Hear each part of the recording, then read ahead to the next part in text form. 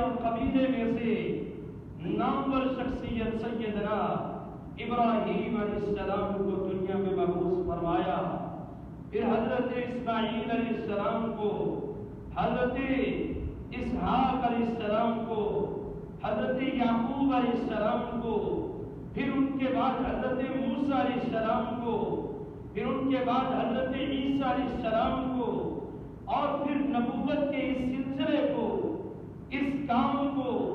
اللہ سبحانہ و تعالی نے آخر الزماں پیغمبر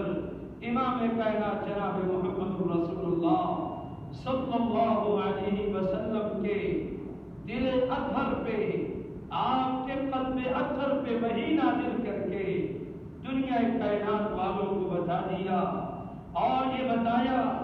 کہ اللہ پاک نے اپنے پیغمبر کو آخری کتاب سے، آخری اپنے فرامین سے بھی نوازا ہے، اور ایسی کتاب سے نوازا ہے، ایسی دستاویز دے کر بھیجا ہے، ایسے دستور دے کر بھیجے ہیں اللہ پاک نے، جو رہتی دنیا تک کے لیے، انسانیت کے لیے، انسانیت کے عروج کے لیے اور عروج کو پانے کے لیے جس کتاب کے اندر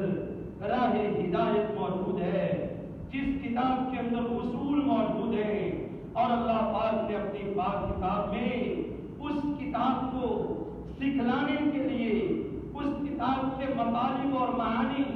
اور مفہوم لوگوں کو بتانے کے لیے، اس کی وضاحت کے لیے، اس کی تفسیر کے لیے، اس کی توضیح کے لیے اللہ پاک نے امام کائنات سید الاولین والآخرین جناب محمد رسول اللہ صلی اللہ علیہ وآلہ وسلم کو نازل فرما کے، آپ پر وحی نازل فرما کے، اور یہ دنیا کائنات والوں کو بتایا کہ قرآن مجید اللہ پاک کی آخری کتاب ہے، اس کے مطالب اور معانی سمجھانے کے لیے اللہ پاک نے جس پیغمبر کو مبعوث فرمایا ہے وہ بھی آخر الزماں پیغمبر ہے۔ آپ نے اس کتاب کے جو مطالب اور معانی، جو مفہوم اپنی زبان سے ادا فرمائے ہیں، اس کا مفہوم اور اس کے مطالب اور معانی وہ اللہ سبحانہ و تعالی کی طرف سے ہیں۔ ہاں، امام کائنات علیہ السلام نے انہیں اپنے الفاظ میں دنیا کائنات کے سامنے بیان کیا، اور اللہ سبحانہ و تعالی نے پھر ایسی کتاب کو بھیجا جس کتاب کے بعد کسی اور کتاب کی ضرورت محسوس نہ ہو۔ رب نے ایسی جامع کتاب کو بھیجا، اور ایسی کتاب جس کے آغاز میں ہی لا ریب فیہ بتایا، اور پہلے دور میں جتنی بھی کتابیں، جتنے بھی صحیفے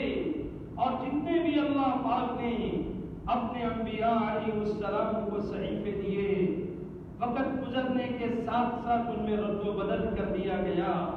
تورات کو تبدیل کر دیا گیا، انجیل کو تبدیل کر کے اس کے مختلف اجزاء بنا دیے گئے، کوئی انجیل لوکا کے نام سے، کوئی انجیل برناباس کے نام سے، کوئی انجیل متی کے نام سے، انجیل کو بھی تقسیم کیا، اس کے اجزاء بنائے، اس میں لفظی تحریف بھی کی، معنوی تحریف بھی کی۔ اللہ پاک نے آخر میں ایک ایسی کتاب کو بھیجا، ایک ایسی کتاب کو نازل فرمایا، ایک ایسے پیغمبر پہ جو پیغمبر بھی آخر الزماں پیغمبر، اور وہ کتاب بھی اللہ پاک کی لازوال